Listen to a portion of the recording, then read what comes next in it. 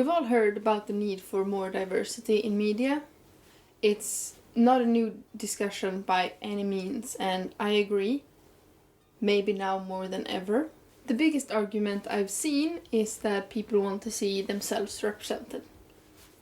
Whether it be skin tones, cultures, hardships, sexuality, anything. And I think that's a really important part of this discussion. But I would like to talk about another side of this coin. Because I fall into a category that is fairly represented. I'm white, fairly healthy, and in a straight presenting relationship. I'm also of the mindset that you should be judged by the things you can control, not the things you can't. But I know no one's perfect, and it's not good to see only yourself represented either. Hello, I'm Romelia. I'm a self-published author, and I used to live in a bubble. I am fully aware that part of the representation discussion isn't mine to speak on. Some things are always better to hear from the people who have experience with it. You know, just like some people shouldn't speak on period cramps when they haven't experienced one.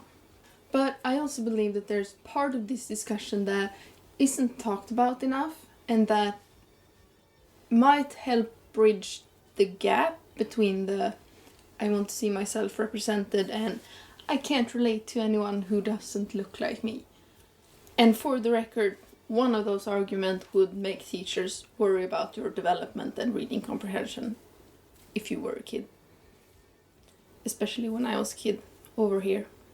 Empathy was a determining factor in your reading level as a kid here, and people would worry about your development if you were below average in your age group. But while I feel like I can speak on some topics in this conversation, I will also try to not make any arguments that aren't mine to make. Like I said earlier, I fall into a category that is fairly represented in media, and it was never anything that I felt like I was lacking. But it was something that came with consequences, even if I didn't realize it until later on in my life. I used to be a judgmental ass.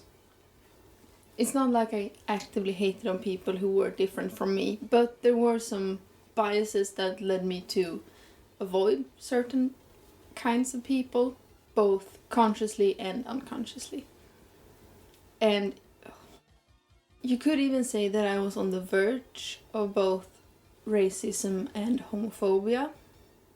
And I want to make it clear, it was never like an active thing. I've always believed that people should be judged by their actions and behaviors and nothing else. But sometimes experiences leads to biases, and as humans we are often inclined to categorize things to make sense of them.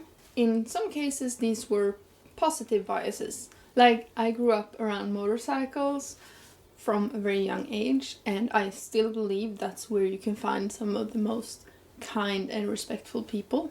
But the ones that still stands out to me are the negative biases. And those are the ones I will talk about. In some cases I knew the reason behind this. Like, I would... Okay, this is gonna sound really bad, but please bear with me. I would I would avoid foreigners and any kind of foreigners, specifically because of the kinds of people who sucked at Swedish but claimed that they were really good at it. Now, part of it was that I have a really hard time gathering information just from hearing it, so it takes a lot of energy for me to just listen, and especially if it isn't clear. I still avoid YouTube videos with certain voices because of this same reason. It just doesn't stick and I don't understand it. So it was exhausting for me to be around this kind of people, but it was more so because of their cockiness and what I saw as ignorance towards something that for me was really important. I've always liked words and languages, and of course my native language was the first. Like, I also want to make it clear that I would never have anything against anyone who tried their best to learn Swedish. It's a hard language and I could use up all my energy to listen to them. Now, unfortunately, 95% of the people I met fell into this first category. Much likely because of where I live, and that same bad attitude was very present in Swedish teenagers as well. I mean, there was this whole thing where like kids and teenagers would butcher the language to sound more like immigrants because it was cool, or I don't know, sounded stupid to me. And like, I still hate that kind of cocky and ignorant behavior, but I really believe that had I read or seen more diverse characters in media, that bias wouldn't be as apparent, because that's what eventually changed that. And like I said, this was apparent in native teenagers and people too. It's just that I had a bigger pool, so I didn't assume as much about them. These same things can be true for the other group I struggled with a lot as a teenager, because it took way too long for me to get rid of my bias against the loud, annoying, feel sorry for me LGBTQ plus people. And you know what the solution was? To meet people who didn't fit that stereotype that my experience had created for me. Talk to them, read about them, see them, being, exposed to them.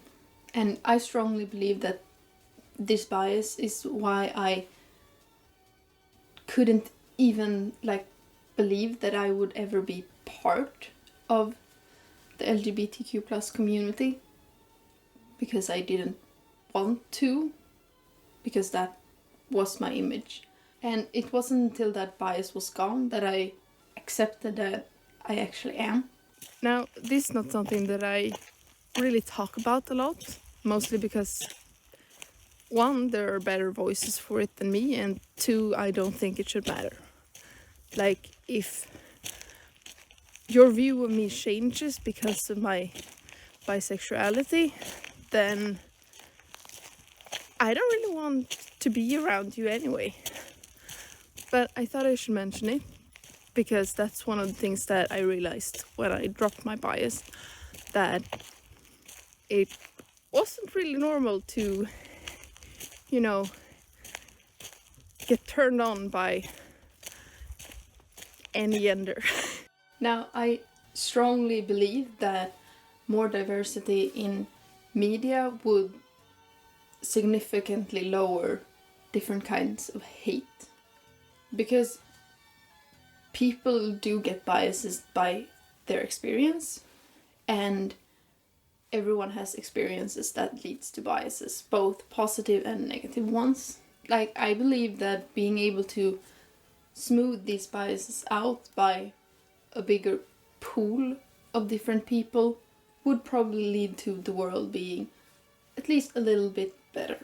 Because I know I wasn't alone with my biases in my area. A lot of people have the same experience as me. Some realized it sooner, some later, and some still hasn't. Now, I do have a bonus point, mostly because I want to talk about something a little bit lighter than my past failings. Because I believe that even my group could do with a bit of more diversity. Like I said, white girls are everywhere in media. But I also believe that they're kind of limited in personality. Because when I grew up, I believed that you could either be feminine, cute, and weak, in need of saving, or you could be badass and tomboyish and strong. Like, when I grew up, there was very few who fell in between. And it made me really struggle because I was very torn. Like, I wanted to be cool and badass, but you know, I also cried sometimes. And like, I do like cutesy things, and that still kind of gets to me sometimes. Like, I have to choose. I know I don't, because this was another thing that I couldn't stand as a teenager. It was everything pink and cutesy was bad. I am really glad I don't believe that anymore, because otherwise I would probably die in this house. But I do strongly believe that media played a huge role in that, as well as like my surroundings, but the things I watched and consumed as a child did settle that into my brain. Like, I think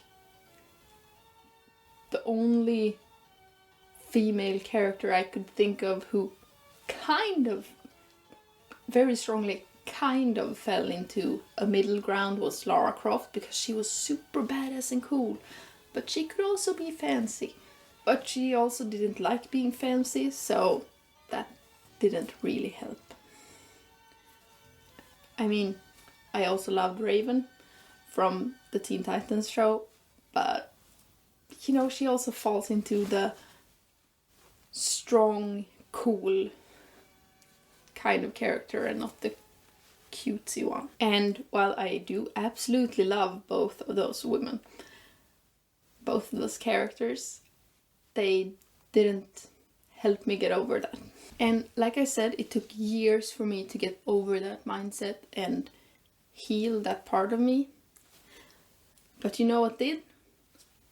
A character in the media who were both. She didn't try to be a tomboy, she was very cutesy, while also being really badass.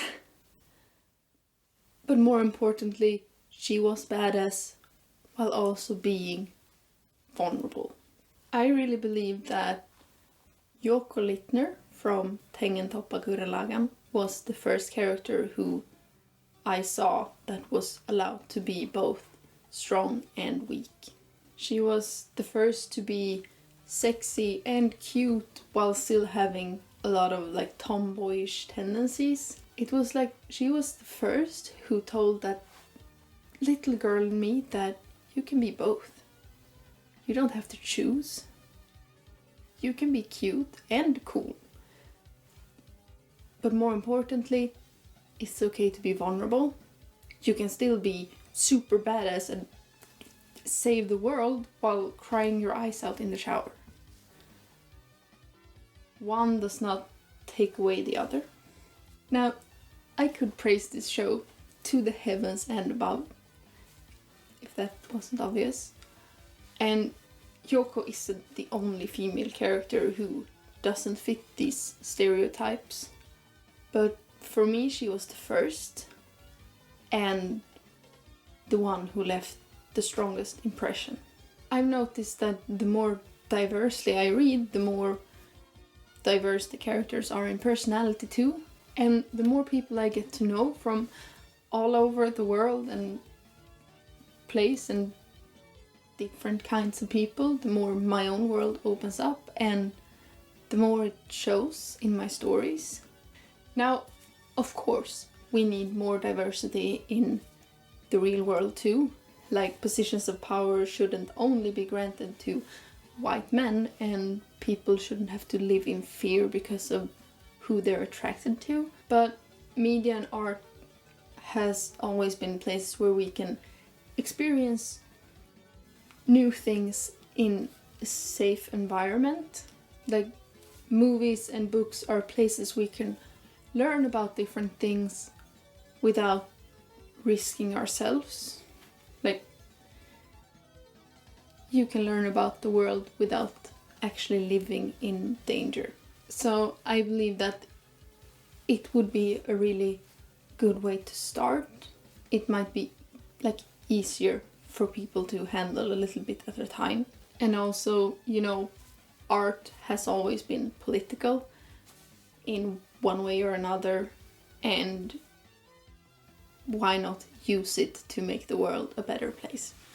I'm also not saying we should brute force stereotypes just to claim diversity, but also, while far from optimal, it might be better than nothing. In conclusion, I believe that one of the biggest sources of hate is a lack of understanding. And yes, there are assholes in this world, and you can't force people to learn. But I also strongly believe that people deserve chances to learn, and people can change. I also believe that normalizing diverse characters in media would benefit everyone. My stories will always have a lot of different people in them. Not to be able to claim diversity in my marketing, never. But because that's what the world looks like to me, and that's what I want the world to look like. And like I said, the more people I get to know and the more experiences I experience, the more that shows in my art, in my stories. And that, if anything, is proof to me that I am going in the right direction. Thank you so much for watching. Have a great adventure, and I hope to see you in the next video. Bye!